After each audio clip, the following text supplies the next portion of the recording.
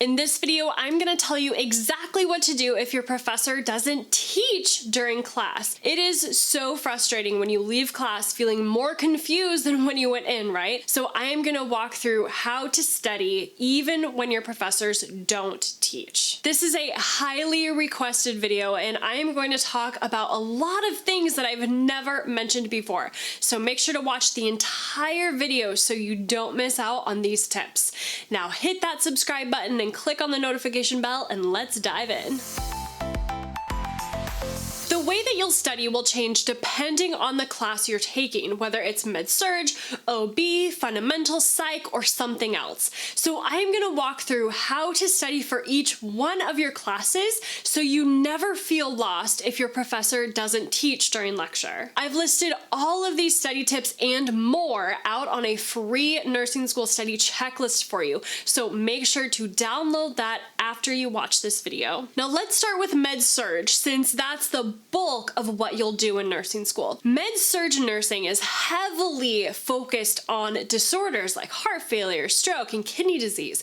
So these include things like cardiac disorders, respiratory, renal, GI, and neuro disorders, even burns, immunological disorders, and types of cancers. So even if you don't get much guidance from your instructor on what to study, thankfully, there are only 4 main things that you need to know about each of these disorders: the pathophysiology, the signs and symptoms, the nursing assessment, and the nursing interventions. That's it. It really is that easy, my friend. So after you leave lecture class, take a look at all of the med-surg disorders you need to know about. And yes, there are going to be a lot of them. Just focus on learning those 4 main things about each one of those disorders: the patho, the signs and symptoms, nursing assessment, and nursing interventions. So that is the best way to study for med-surg nursing. If you're a NursingSOS member, we make this even easier for you because I basically give you all of the answers. Just log into your dashboard and find the med-surg disorder that you're studying, and you'll see that we have a separate video on each of these. You don't need to dig through a 30-minute video to find exactly what you need in our NursingSOS membership community.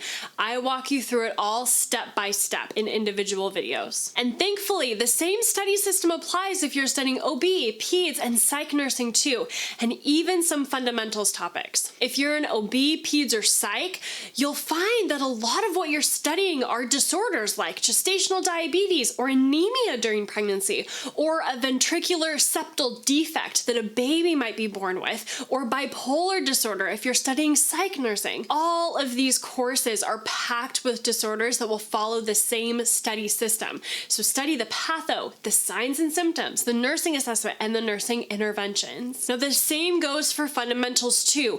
If you're in fundamentals, you might be surprised at how much of what you're studying actually follows this system, like acid-base imbalances and fluid and electrolytes. So take a look at the topics that you need to learn about and see if they include these 4 main areas: patho, signs and symptoms, nursing assessment, and nursing interventions. Now there will be some topics that don't follow this system exactly, like learning how to position patients, or studying nutrition, or oxygenation, or perfusion. But hold on real quick before you give up. Even for these topics, you still need to know the nursing assessment and the nursing interventions that you would do for your patient. But before we dive into those, I want to give a shout out to Amara for our YouTube comment of the week, which said, "Thank you, it's a lifesaver, and OMG, congratulations on baby number 2.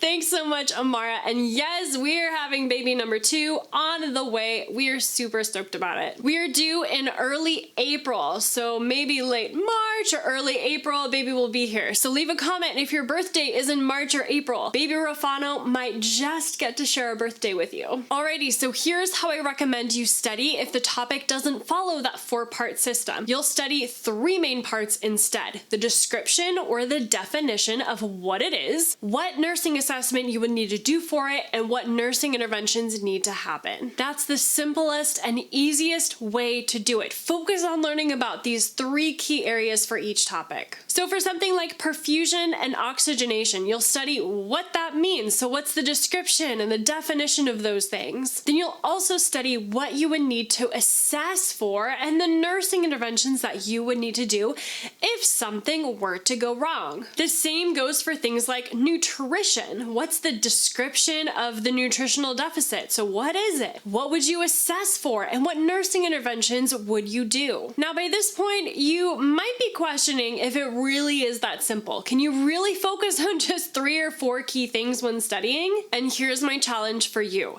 Think back to the nursing exams that you've had so far, or even do some NCLEX practice questions, and you'll find that the vast majority of what you're tested on fall into these 4 main categories: the patho, signs and symptoms, nursing assessment, and nursing interventions. Your exams are going to be filled with questions that ask you what your priority nursing action would be. They're talking about interventions there. Or maybe they'll give you a list of patients and ask what patient you would prioritize and see first. Ding, ding, ding, nursing assessment. And better yet, they'll throw those select all that apply questions at you and ask you to choose all of the signs and symptoms that you might see in a patient with a certain condition. You see the pattern here? You have to know these 4 key areas for everything that you're studying: the patho, signs and symptoms, nursing assessment, and nursing interventions. If you know those 4 main parts, you really will be able to critically think during your exams, and you'll end up doing so much better. Now, in the next video, I'm going to show you how to pass your ATI exams in nursing school.